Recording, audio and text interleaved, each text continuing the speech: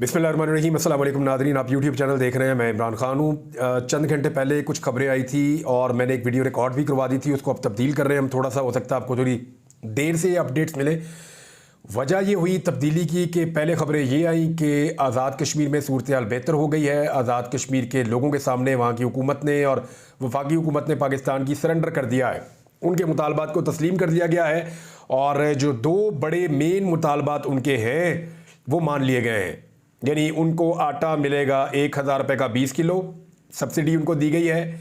और दूसरा, उनको बिजली जो मिलेगी फ़ी यूनिट 3 रुपये, 4 रुपये और 6 रुपये तक मैक्सिमम उनको बिजली मिलेगी। तो सस्ती बिजली और सस्ता आटा, ये यूनिटी के साथ, इत्तफाक और इत्तेहाद के साथ जब लोगों ने मिलकर एहतजाज किया तो हुकूमत को घुटने टेकने पड़े।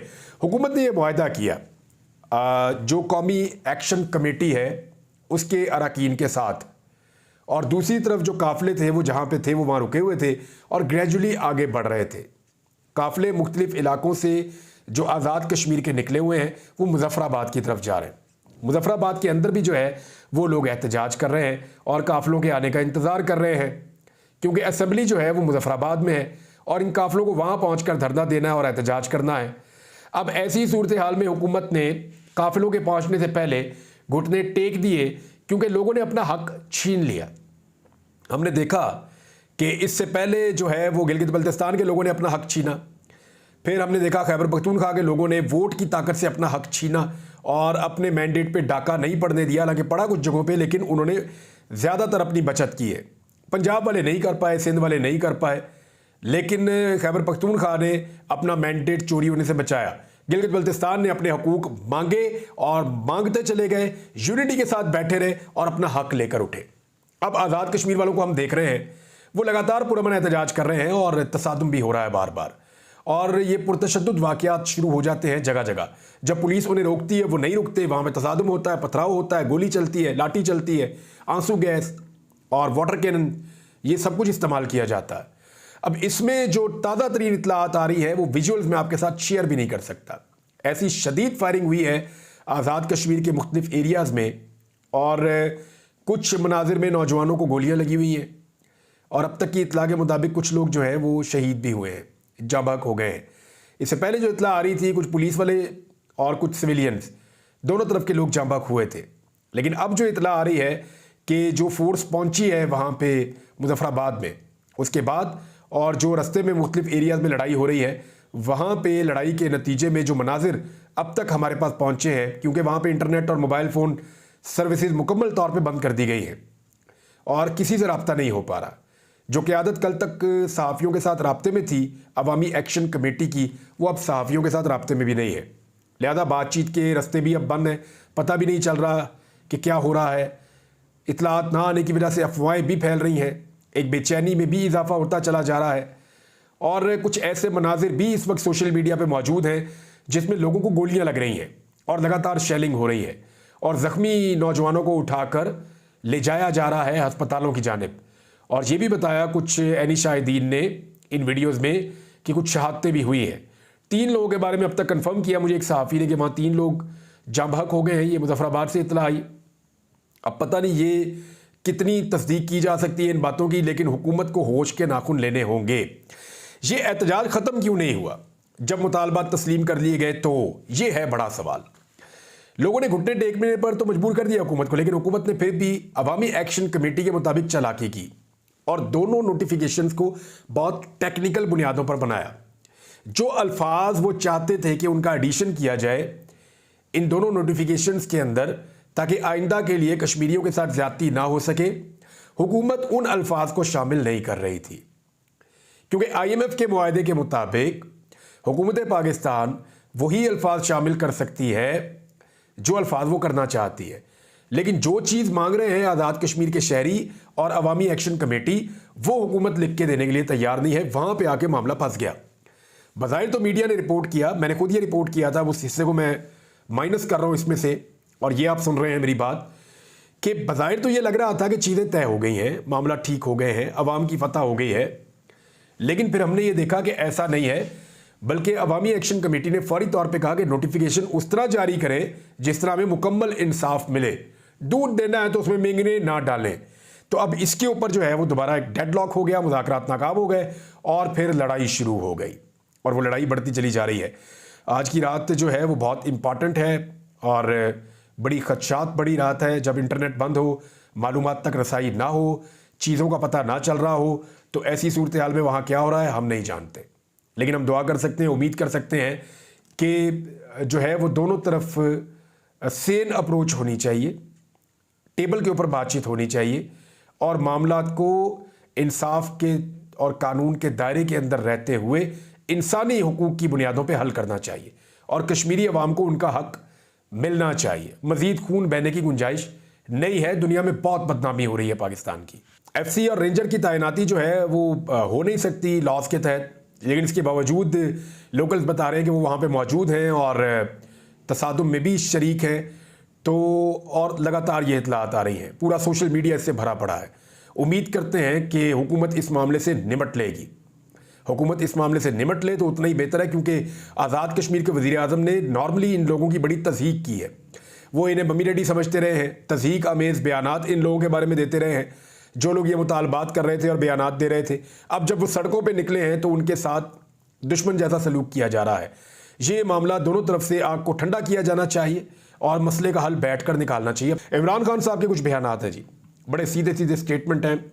मैं आपको ये बता देता हूँ, बैरिस्टर गौर ने जो इमरान खान साहब का बाहर आके स्टेटमेंट बताया, उन्होंने तो कहा कि पाकिस्तान तहरीक इंसाफ के चेयरमैन जो बैरिस्टर गौर हैं, उन्होंने कहा कि इमरान खान साहब ने कहा है कि जिस तरह मुझसे माफ़ी मांगनी चाहिए, यानी मुझसे माफ़ी मांगनी चाहिए और बजाय इसके कि मैं किसी से माफ़ी मांगूं, मुझसे माफ़ी मांगनी चाहिए। उन्होंने कहा कि इमरान खान साहब ने टैक्स कलेक्शन और IMF प्रोग्राम पर तशवीश का इजहार किया है। हम चाहते हैं कि मईशत बेहतर हो, मुल्क आगे की तरफ बढ़े, अवाम के लिए सहूलतें हों, टैक्स कलेक्शन हो, लेकिन अवाम पर बोझ पड़े। इस पर उन्होंने तशवीश का इजहार किया कि बोझ अवाम पर नहीं पड़ना चाहिए। इमरान खान साहब ने यह भी बात उन्हें कही कि जो एब्सोल्यूट पावर होती है वो बंदे को करप्ट करती है। कोशिश की जा रही है कि सारी ताकत का सरचश्मा ताकतवर लोग हों, यानी ताकत का सरचश्मा तो अल्लाह रब्बुल इज़्ज़त की ज़ात है। अवाम के पास जो है वो इक़्तिदार है, वही है एक्चुअली पाकिस्तान में हुकूमतें बनाने और गिराने वाले। लेकिन यहाँ पे चंद लोगों के पास जब ताकत आ जाती है तो फिर करप्शन भी आ जाती है, सियासी अदम इस्तेहकाम भी आ जाता है। इमरान खान साहब ने कहा कि कानून की बालादस्ती होगी तो टैक्स कलेक्शन होगी, सियासी इस्तेहकाम होगा तो मुल्क तरक्की करेगा। इसके अलावा ना मुल्क तरक्की करेगा और ना मुल्क आगे की तरफ बढ़ सकता है। ये बातें जो हैं वो बैरिस्टर गौर ने की हैं। इमरान खान साहब ने खुद सहाफ़ियों से बातचीत करते हुए क्या क्या कहा वो मैं आपको बता देता हूँ। उन्होंने कहा कि शेर अफजल मरवत ने पार्टी के लिए ज़बरदस्त काम किया है, उसे कई मरतबा समझाया पार्टी पॉलिसी की खिलाफ वर्जी ना करे। उन्होंने कहा कि सियासी जमात में दायरे के अंदर रहकर काम करना होता है, जंग बाहर वालों से होती है, पार्टी में लड़ाइयाँ नहीं होती। लेकिन शेर अफजल मरवत हर दूसरे दिन किसी न किसी पार्टी लीडर पर चढ़ाई कर देता था। कोई पार्टी डिसिप्लिन में रहे तो ठीक है, खिलाफ वर्जी करे तो पोरस का हाथी बन जाता है। फिर इमरान खान साहब ने कहा कि सऊदी वफद के दौरा के मौका पर शेर अफजल मरवत ने एक मुतनाज़ स्टेटमेंट दिया सऊदी अरब के हवाले से, जबकि मोहम्मद बिन सलमान ने मेरे कहने पर 2 मरतबा OIC कॉन्फ्रेंस करवाई थी। इमरान खान साहब ने शेर अफजल मरवत के बारे में कहा कि पार्टी के लिए बहुत काम किया है, लेकिन पार्टी पॉलिसी की बार बार खिलाफ वर्जी उनको नहीं करनी चाहिए थी। वो अब भी पार्टी पॉलिसी के मुताबिक चलें तो कोई इशू नहीं है। शेर अफजल को नोटिस जारी किया है, जवाब देंगे तो ठीक है। मजीद इमरान खान ने कहा कि 190 मिलियन पाउंड का जो मुआहदा था उसको खुफिया रखना प्रॉपर्टी टाइकॉन और नेशनल क्राइम एजेंसी की डिमांड थी। यानी जो बरतानिया से जो पैसा आया था वहाँ पे उन्होंने और मलिक रियाज दोनों की ये डिमांड थी कि इसको खुफिया रखा जाए। 190 मिलियन पाउंड का जो मुआहदा उसको खुफिया रखा जाए। बरतानिया में पैसे मनी लॉन्ड्रिंग नहीं बल्कि मशकूक ट्रांजैक्शन की वजह से पकड़े गए थे। सिविल अदालत में केस चलता तो मजीद 5 साल तक पैसे पाकिस्तान नहीं आते। बैरून मुल्क अदालतों में मुख्तलिफ केसों में पाकिस्तान के पहले ही $100 मिलियन ज़ाया हो चुके हैं। 190 मिलियन पाउंड से मुताल्लिक इंक्वायरी नैब में बंद की जा चुकी थी, जो 2 साल बाद दोबारा खोली गई। सुप्रीम कोर्ट के अकाउंट में जो 35 अरब रुपए आए उस पर 13 अरब का मुनाफा भी बन चुका है। बंजर ज़मीन पर अलकादर ट्रस्ट यूनिवर्सिटी बनाई जो बच्चों को मुफ्त तालीम दे रही है। इमरान खान ने कहा कि तोशा खाना में नवाज शरीफ ने 6 लाख रुपए की बुलेट प्रूफ गाड़ी ली और उसको बरी करने का सोचा जा रहा है। जरदारी ने तोशा खाना से 3 गाड़ियां ली, वो अदालतों से सदर होने की वजह से इस्तिस्ना मांग रहा है। हसन शहबाज ने 18 अरब रुपए की प्रॉपर्टी बेची, इस पर कोई बात नहीं कर रहा। मुझ पर तोशाखाना का चौथा केस चलाने जा रहे हैं। जरदारी और नवाज शरीफ की तरह मुल्क से बाहर नहीं जाऊंगा। इनके तो महल्लात बैरूने मुल्क हैं, वहां शॉपिंग भी इन्होंने करनी होती है। फिर इमरान खान साहब ने जोर दिया कि मुल्की हालात पर आर्मी चीफ को खत लिखूंगा। ये एक बड़ा अहम फैसला है इमरान खान साहब का।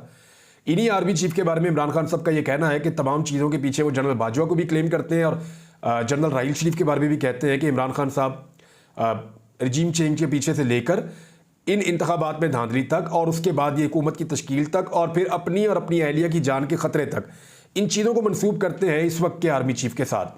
तो उन्होंने कहा इसके बावजूद कि आर्मी चीफ को मुल्की हालात पर खत लिखूंगा, पब्लिक मैंडेट के मुताबिक हुकूमत बनानी पड़ेगी, इसके बगैर मुल्क नहीं चल सकता। मुल्क की टैक्स कलेक्शन 13.3 ट्रिलियन है, 9.3 ट्रिलियन हमने कर्जों के सूद की मद में अदा करने होते हैं, तो बाकी तो रह गए सिर्फ 4 ट्रिलियन। तो कह रहे हैं इस तरह तो कोई मुल्क नहीं चलेगा। 24 करोड़ की आबादी का मुल्क कैसे चलेगा? आमदनी में इजाफा हो नहीं रहा, कोई सरमायाकारी पाकिस्तान में करने के लिए तैयार नहीं है। बजट से पहले बिजली और गैस की कीमतों में मजीद इजाफा होगा, तनख्वाहदार तबका सड़कों पर आ जाएगा। इमरान खान साहब ने कहा आज़ाद कश्मीर में जो कुछ हो रहा है इस पर तशवीश है। मुल्क में जमहूरियत ख़त्म हो चुकी है। पहले कश्मीर पर, फिर गिलगित बल्तिस्तान में हमारी हुकूमतें गिराई गई, पहले गिलगित और अब कश्मीर में लोग अपने हुकूक के लिए खड़े हो चुके हैं। पेशगोई कर रहा हूं कि जून और जुलाई में इनसे मुल्क नहीं संभाला जाएगा। बजट में टैक्सेस, गैस और बिजली के बिल्स में इजाफे पर तनख्वाहदार तबका बाहर आ जाएगा।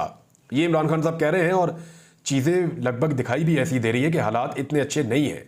पाकिस्तान तहरीक इंसाफ ने, राणा सनाउल्लाह साहब ने जो एक पेशकश की थी कि एक ग्रैंड डायलॉग करते हैं, सारे बैठ जाते हैं, सारी पॉलिटिकल पार्टी ये वो, तो उसमें पाकिस्तान तहरीक इंसाफ ने कहा जी आपकी औकात नहीं है, और सादा लफ्ज़ों में यही कहा कि आपकी औकात नहीं है और इस ऑफ़र को मुस्तरद कर दिया है। मुस्लिम लीग नून के कुछ लोगों के बयानात हैं नाज़रीन। एक तो सेनेटर आसिफ करमानी साहब नवाज शरीफ के बहुत करीब हैं, मैं इनको बहुत अच्छी तरह जानता हूँ। जिस दिन ये बोलेंगे ना, और अगर कभी मैंने इनका इंटरव्यू किया तो आपको पता चलेगा वो राज जो आप कभी सोच भी नहीं सकते। आसिफ करमानी साहब का कहना है किसी को अच्छा लगे या बुरा लगे, बयानिया इस वक्त सिर्फ कैदी नंबर 804 के पास है। मुस्लिम लीग नून के पास कोई बयानिया नहीं है। कैदी नंबर 804 का वोट बैंक है जिसका मुजाहरा 8 फरवरी को हमने देखा। फिर खुरम दस्तगीर कह रहे हैं पीटीआई के बहुत से लोगों को बहुत जल्द रिहा कर दिया जाएगा। रऊफ हसन साहब ने राणा सनाउल्लाह साहब के बारे में कहा कि राणा सनाउल्लाह का इमरान खान की रिहाई और मुज़ाकरात का बयान एस्टेब्लिशमेंट ने दिलवाया है। एस्टेब्लिशमेंट अपने सियासी प्यादों के जरिए हमें मैसेजेस भिजवा रही है। यानी जो राणा सनाउल्लाह साहब कह रहे हैं ना, मिन्नत तरला जो हो रहा है कि इमरान खान साहब का क्या ये मुज़ाकरात कर लेते हैं, बैठिए और बातचीत करें, तो इसके पीछे रऊफ हसन साहब को लगता है कि एस्टेब्लिशमेंट है। हो सकता है उनके पास इसके बारे में खबर हो, क्योंकि देखिए एस्टेब्लिशमेंट बराह रास्त अपने आप को अब अंगेज करना नहीं चाहती तहरीक इंसाफ के साथ, क्योंकि ट्रस्ट डेफिसिट बहुत ज़्यादा है और वो ये भी चाहते हैं कि मामला हल हों। अब मामला हल होने के लिए वाहिद रास्ता ये है कि पॉलिटिकल पार्टीज बैठ जाएं। राणा सनाउल्लाह जो है वो दावतें दे रहे हैं और उसको पाकिस्तान तहरीक इंसाफ मुस्तरद कर रही है, और ये भी कह रही है कि ये दावत राणा सनाउल्लाह की तरफ से नहीं है, ये एस्टेब्लिशमेंट के प्यादे के तौर पे राणा सनाउल्लाह ने ये दावत दी है। फिर उन्होंने कहा कि एस्टेब्लिशमेंट ने हमें एब्सोल्युटली नॉट भी कह दिया, और पीटीआई का इसके बावजूद ये मौक़िफ़ है कि पीटीआई पर पाबंदी लगाना आसान नहीं है। नजम सेठी कह रहे हैं कि इस वक्त इमरान खान की हमदर्दी में अवाम मुब्तला है, और जजेस जब अपने घर जाते हैं ना तो उनके बच्चे भी उन्हें कहते हैं कि हमारा हीरो तो इमरान खान है। तो ये बात तो ठीक है, पाकिस्तान की अक्सरियत जो है वो इमरान खान के साथ खड़ी है, तो उस अक्सरियत के अंदर जो है वो चाहे जजेस हों, चाहे जनरल्स हों, चाहे जर्नलिस्ट हों, कोई भी हो, उनकी फैमिलीज तो इसके अंदर शामिल होंगी। सरमायाकारी के हवाले से एक बहुत बड़ी खबर है नाजरीन, और वो ये खबर है कि पाकिस्तान में जो चाइना की इन्वेस्टमेंट है वहाँ पे भी बड़ी बेचैनी है, और पहली मरतबा उन्होंने तनकीद भी की है। ये खबर मैं आपको डिटेल के साथ बताऊंगा, लेकिन नईमुर रहमान साहब ने एक मामला उठाया और उन्होंने कहा जी हमें बार बार बताया जाता है कि अरबों डॉलर की सरमायाकारी आ रही है, लेकिन 1 रुपए की सरमायाकारी नहीं आई। जब तक अवामी मैंडेट वाली हुकूमत नहीं आ जाती बैरूनी सरमायाकारी नहीं आ सकती। चीफ जस्टिस पाकिस्तान कादी फायद ईसा 100 मोटो नोटिस लें और कमीशन बनाकर सबसे कहें कि अपने ओरिजिनल फार्म 45 लेकर आएं। हुकूमत फार्म 45 की बनाई जाए, फार्म 47 की नहीं। नून लीग, पीपल्स पार्टी और MQM को कौम ने मुस्तरद किया, लेकिन उन्हीं मुस्तरद लोगों को कौम पर मुसल्लत कर दिया गया। अच्छा, इसमें ना एक चीज़ और हुई है डेवलपमेंट, वो मैं आपको बता देता हूँ कि 3 दिनों तक के लिए गवर्नमेंट ऑफ पंजाब ने अडियाला जेल में मुलाकातों पर पाबंदी लगा दी है। और बज़ाहिर ये सिक्योरिटी रीजंस हैं, लेकिन इसके अंदर क्या है फिलहाल इमरान खान साहब को मुलाकातों से रोकना है कि वो अडियाला जेल के अंदर अपने लीडर से, अपने लोगों से, अपने वकला से मुलाकातें ना कर पाए। इन 3 दिनों में क्या प्लान किया जा रहा है ये आपको आने वाले वक्त में पता चल जाएगा, लेकिन ये भी अदालत में चैलेंज हो जाएगा। लेकिन जितनी देर में ये अदालत में लगेगा उतनी देर के अंदर 3 दिन गुजर भी जाएंगे। नाज़रीन, गंदम स्कैंडल पर कुछ अहम नाम और हकायक मैं आपको अपने अगले वीलॉग में बताऊंगा। यानी वो मुल्क जहां पे मैंने शुरू में एक बात की थी कि हुक्मरानों के अपने खर्चे ही कम नहीं होते और उनकी अयाशी कम नहीं होती, उस मुल्क के अंदर लोग अपना हक कैसे ले रहे हैं, मैंने आज़ाद कश्मीर की मिसाल आपके सामने रखी। अब ज़रा आप ये देखें कि एक रिपोर्ट के मुताबिक जिस तरीके से शहबाज शरीफ साहब बांट रहे हैं, ज़रा वो मैं आपको छोटी सी रिपोर्ट पढ़ के सुनाता हूँ। 60 ब्यूरोक्रेट्स के 10 रोज़ा गैर मुल्की दौरे की मंजूरी दी शहबाज शरीफ साहब ने। ग्रेड 21 में तरक्की का कोर्स करने वाले अफसर मुख्तलिफ ममालिक में जाएंगे। अब इनके ऊपर पैसा कितना खर्च किया जाएगा ज़रा ये देख लें। और $3 लाख की मंजूरी दी है शहबाज शरीफ साहब ने। और वज़ीर आज़म ऑफिस की तज़ीन व आराइश के लिए 162.5 मिलियन खर्च किए जाएंगे। मुलाजमीन के एजाज़िया के लिए 200 मिलियन पहले खर्च कर दिए गए। वज़ीर आज़म ऑफिस मुलाजमीन के लिए 4 इजाफी तनख्वाहें भी दी गई हैं। जनाब, ये हालत है उन हुक्मरानों की उस मुल्क के अंदर जिस मुल्क में लोग आटे के लिए तरस रहे हैं, बिजली और गैस की कीमतें आपके सामने हैं, जिस मुल्क में पेट्रोल लगातार महंगा हो रहा है, टैक्स कलेक्शन कम है, लेकिन इनकी अयाशियाँ ही ख़त्म नहीं हो रही। सिर्फ यहाँ पे मरियम नवाज की गाड़ी के टायरों के लिए ना 27.3 मिलियन की मंजूरी दी गई थी। ये है पाकिस्तान की अशराफिया और उनके अल्लल्ले तल्लल्ले। नाज़रीन, एक खबर और आई थी सहाफ़ियों को हरासा करने वाले के मामले के हवाले से, और कादी फायदी साहब इस केस को सुन रहे थे। मेरे लिए एक जुमला बड़ा दिलचस्प था। उन्होंने कहा ये चकवाल से ही क्यों, वहाँ कौन ऐसा बंदा बैठा हुआ है कि वहीं से दरख्वास्त गुजार आ जाता है, और ये इस तरह करके उन्होंने एक जुमला बोला। तो सब जानते हैं कि जनरल रिटायर फैज़ हमीद का ताल्लुक चकवाल से था। तो कादी फायदी साहब का ज़ाती गुस्सा जज का नज़र नहीं आना चाहिए। ऐसा लगता है कि उनका ज़ाती गुस्सा और उनकी बदला लेने की ख्वाहिश जो है वो नज़र आना शुरू हो गई है कादी फायदी साहब की जनरल रिटायर फैज़ हमीद के खिलाफ। कानून के मुताबिक जनरल फैज़ हमीद ने जो गलत किया उसको सज़ा मिलनी चाहिए, बिल्कुल उन्हें मिलनी चाहिए। लेकिन कादी फायदी साहब अपने तर्ज अमल से बार बार साबित करते हैं कि उन्हें खुद ज़ाती तौर पे बड़ा गुस्सा है और वो कुछ ना कुछ करना चाहते हैं। तो अगर कुछ करना है तो कादी साहब के पास वक्त बहुत कम रह गया है, क्योंकि इस साल अक्टूबर में वो रिटायर हो जाएंगे। अब तक के लिए इतना ही अपना ख्याल रखिएगा, इंशाल्लाह रिटायर हो जाएंगे। अब तक के लिए इतना ही अपना ख्याल रखिएगा। अपने चैनल का भी अल्लाह हाफ़िज़।